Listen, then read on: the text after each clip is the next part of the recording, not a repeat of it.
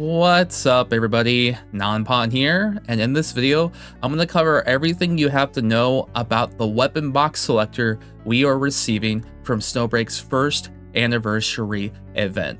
But before I start, I do want to let you guys know that I stream over at Twitch and could be streaming right now. Probably going to be playing some Snowbreak and some Nikkei later tonight. Would love to have you. Anyway, if you don't know the news, during the duration of this anniversary event, you will receive a special weapon box. This box is super important because you can select one of 7 weapons that were on limited banners. It goes as far as back as Echo's patch. So from Echo's weapon banner to earlier is the weapons you can select from. And it's very important that you don't pick the wrong weapon from your selector. And I just want to give you my opinion on what I think you should pick, but ultimately, if you want my final answer, it's always best to save your box because you never know what you might pull in the future, right? So if you want the quick answer, save your box and see what operative you can pull later, and then pick the weapon for that character that you enjoy. That's the fastest answer. You can click off this video if you want to, but there's a little bit more to it than that. So the first weapon I want to cover is Aora. This is the first limited banner weapon we've had, and it's a good pickup, but I don't think it's necessarily mandatory. When you use Kaguya, who is this operative's signature weapon, basically, she can instead use Prismatic Igniter, which is a 4-star fire weapon, which increases the attack percent of the on-screen operative, which is a good replacement as opposed to using her signature weapon. Now, don't get me wrong though, this weapon is really good, especially if you're using an ice main DPS, because it will buff the frost damage of whoever's on the screen. So it's really good for supporting Katya if you want to pull for it. Again, completely up to you. I personally don't think it's mandatory to pull, but if you want a nice weapon to support Katya, you can definitely do that, because you can use Kaguya with Aora, and then use Katya as your main DPS, and that's already a great combo.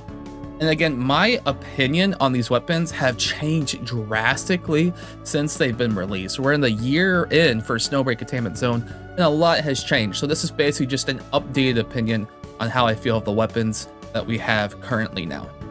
But moving on to the next weapon, it was AntiEvil War. This is for 5-star Shinshin. Now, I'm not gonna lie, and I won't pretend to know what I don't know. I've never fully invested into Shinshin. I can't really give you a valid opinion on how she plays nowadays, but I do think she's starting to rust some. I think she's one of the best characters against Hela. If the boss has multiple parts, she is your go-to. But I do remember when this weapon came out, it was very controversial. When this weapon came out, we actually were not getting 4-star event weapons at the time, which meant that if you had a 5-star Shinshin, she was bricked unless you had this 5-star weapon. Because of that controversy, we actually were starting to get event weapons. So this weapon kind of like started that trend. So every patch we have a 4-star weapon now. But before that, it was rough, right? You needed to have this weapon. And even then, the 4-star wasn't that great, but at least it was an option for her, right? So if you do like Shinshin, you can pick up this weapon, but I kind of feel like if you already play Shinshin, you might have this weapon already because she has no other options. I could be wrong, because she absolutely needs this weapon to function, similar to how Yao, 5-star Yao, needs Space Cowboy to function. So there's not much versatility with this weapon. But again, if you like Shinshin, that's up to you. I haven't invested into her, so I don't have much of a valid opinion. It's not a character I entirely enjoy. Not for me. Next weapon we have is 16 Psyche. Now this is gonna break my heart because I like Haru a lot. I still wouldn't pull this weapon though. Also, fun fact, this is when it first ran. This is the first banner for her signature weapon. This is the rerun, and it's like, they changed it a bit. It's kind of weird, but they haven't changed it in game. This is like on their official Twitter. I noticed that. I checked the game to be sure, and it's white here, but for some reason it's weird that they changed the art. This one looks so much cooler. Why did they? I wish they would have changed it. Anyway, 16 Psyche, pretty niche weapon for Haru. It's still good for her if you need a character that can mob. However, I think Cyrus kind of fits that role enough without needing this weapon. And if you're looking to fight bosses with Haru, because the bosses she's good against are the Fiends, so Fire and Frost Fiend, ironically, it's better to use Star Ocean, which is a standard weapon that you get from like the standard weapon banner. That's actually better against bosses, and the reason for that is because Star Ocean procs a bleed effect, and the bleed effect kind of re-triggers for every hit that Haru does with her skill. It's really weird. I don't even know if that's even a bug or not, but regardless, if you're looking for bossing, you have to pull Star Ocean instead, and maybe you might lose your 50-50 to it one day. I can't recommend this weapon. I really can't. I love Haru to death. She's still my favorite character in the game, but I can't recommend it. I really can't, especially if it's a Selector and it's a very important box to consider, right? Let's move on to Alloy Truth. Now, Alloy Truth, this is a good one. This is really good. Now, again, I think you should save your box until you pull a character that can use whatever weapon you want to use it for. This was used for 5-star Moxer, and this basically can amplify your on-screen operatives damage a lot. It's really good, and it's probably the most versatile weapon that we have right now that can be used on the most operatives, because not only can 5-star Moxer use this, you can make Life Wild Hunt a support with this weapon, and you can even use 4-star Shirno.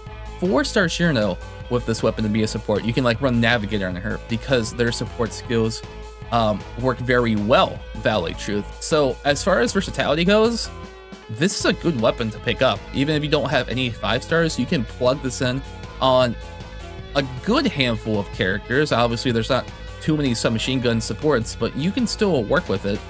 I really like it. So if you wanted to look at this from a pure versatile point of view, Alloy Truth is a good pickup. I would definitely recommend this weapon for sure. It's pretty decent. Next one is Entric Joker. Now, I don't know how to feel about this one. This weapon is for you if you are a speedrunner.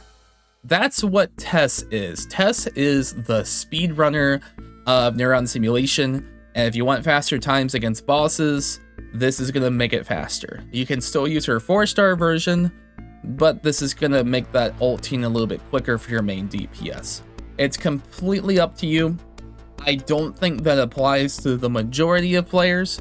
And also, you know, Tess is mostly used for bossing, so you won't really see her too much in like co-op content. I think if you use Tess in co-op, you're throwing, because her buffs don't really work for the team. Up to you. Again, I live and let live. Pick what you want. I'm personally not a fan of this for a Selector. I would not pick this unless you're just missing that piece for Tess and you really like her. It's gonna amplify her ult charge more and give you more damage, but still not a fan of it. And I still stand by the fact that I think Tess is still a skippable character. That's a whole entire different opinion, but only because, again, she's meant for speedrunners. And if you are a speedrunner, she's meant for you. I don't think she's meant for the majority of people who play the game. Let's move on to Neptune Nova. Now, this one, you gotta be quick, all right? You can rob Snowbreak Containment Zone right now as a new player if you start this week, if you want to. You know why? Because you can play Snowbreak and you can keep rerolling and be stubborn and keep doing it over and over and over again until you get Katya. And then when that anniversary drops, you already have her weapon.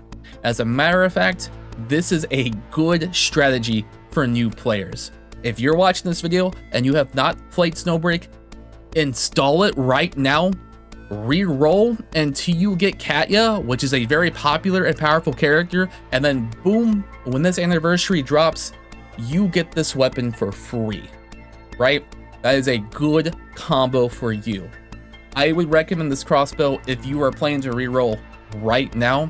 However, this weapon can only be used on one character, so it's not for you unless you have Katya. But as a new player, you can use that reroll strategy and get this weapon right away and be well off, because Katya is a very powerful character. Again, completely up to you. The last one is Blitzing and Fangs, which it did get... Echo got some buffs. I still don't recommend it. I still think Echo is definitely a skip for a character. However, like, I can't say she's bad exactly, because if you want an easy street Paradoxical Labyrinth run, she'll make you invincible. Like, I know there's not much need for healing in this game. However, the healing is so massive that taking damage is merely like an option at that point, you know? I know that you don't take much damage in this game, but if you use Echo, you'll never take damage ever again because she will heal you that much. So if you ever want to have like a comfy, easy grind and Paradoxical Labyrinth, you can literally slap Echo on your party with this weapon and pick all the aggressive buffs you ever want and not really have to think. You can kind of just turn off your brain. That's what I do with Echo. I use Echo on Paradoxical Labyrinth and I just breeze through it. It's not really that hard when it comes to content. Maybe you might struggle a bit in the highest difficulty depending on what level your account's at, but Echo makes that a breeze. But as far as the Selector, I would not recommend it either. And it's kind of crazy, right? There's a lot of weapons I'm not recommending, but ultimately that's because I want you to wait until you get a character you really like and then use the weapon for the character you like. Ultimately, that is my answer. Alternatively, if you are a reroller, reroll for Katya right now, get her crossbow, boom, you have a powerful DPS with her signature weapon. If you don't care about rerolling and you just want a weapon that's kind of like versatile, it could be used on multiple characters, and you can get Life Wild Hunt for free anyway, because she's a Selector, and she could be your support, then you can pick Allied Truth. Those are the two weapons I would recommend most. Allied Truth overall for versatility, Katya's crossbow if you're playing on rerolling, or just save your box and see what you get afterwards. That's what I would pick. I was also informed that if you're like me, which I hope you're not, and you already have all these weapons at tier 2, I think you get 30 weapon fragments, which can be used to give you an extra MLB on the future weapon, right? Because if you get those fragments anytime you can turn those in for an extra copy of a weapon that you own. So I think that's also an option if you're a whale, if you spent some money on this. That's another choice, I guess. But anyway, let me know what you guys are picking from this box. I mean, if you're not distracted from the fact that you get Finny for free, but that's a whole entire different video. And again, I am streaming over at Twitch probably right now, playing Snowbreak and Nikkei. If you have any questions, be free to stop by. I appreciate you all, and take care. Goodbye.